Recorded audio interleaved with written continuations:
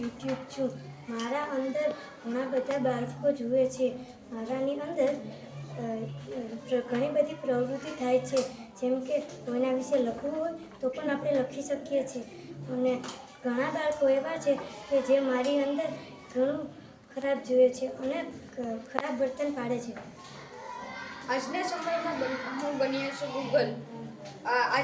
મારે હરેક જરૂરિયાત પડે છે, નાનેથી લઈને મોટે સુધી.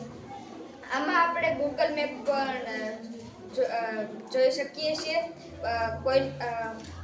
આપણે કોઈને લખવામાં બાબતમાં કોઈ જરૂરિયાત પડી હોય તો આમાંથી જોઈ શકીએ છીએ. અને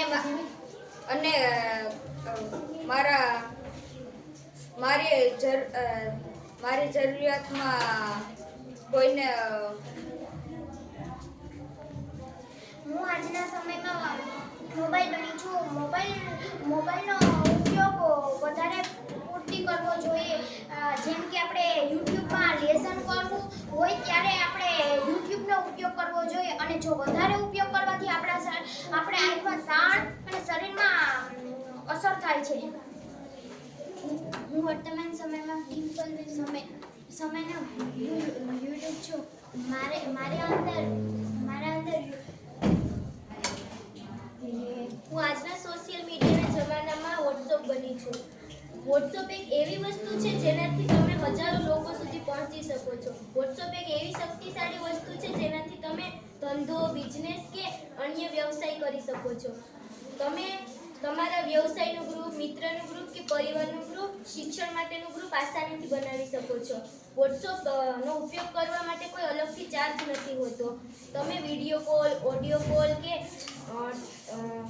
ટેક્સ્ટ મેસેજ કરી શકો છો. કોઈ બીજા વ્યક્તિને PDF, ઈમેલ, વિડીયો મોકલી શકો છો.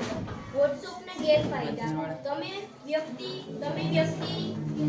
એ જ વ્યક્તિ સાથે વાત કરી શકો છો જેની પાસે સ્માર્ટફોન હોય. વોટ્સઅપ તમારા ફોનની મેમરી વધારે રોકે છે. વોટ્સઅપ ચલાવવા માટે ફરજિયાત ઇન્ટરનેટ હોવું જરૂરી છે. વર્તમાન સમયમાં હું યુટ્યુબ છું. યુટ્યુબનો તમને ઘણો ઇસ્તેમાલ કરવો જોઈએ છે. કારણ કે યુટ્યુબમાં ઘણા બધા ન્યૂઝ કે સમાચાર જોઈ શકીએ છીએ. અને જ્યાં ઐતિહાસિક વ્યવસ્થાઓ અને સ્થળો જોઈ શકીએ છીએ.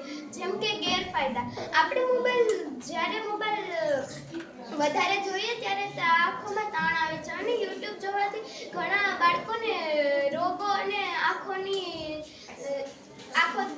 તકલીફ પડે છે.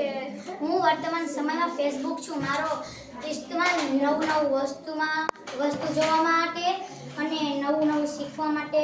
પછી તેનો વધારે પડતો ઉપયોગ ન કરવો જોઈએ કારણ કે તે નુકસાન કરે છે.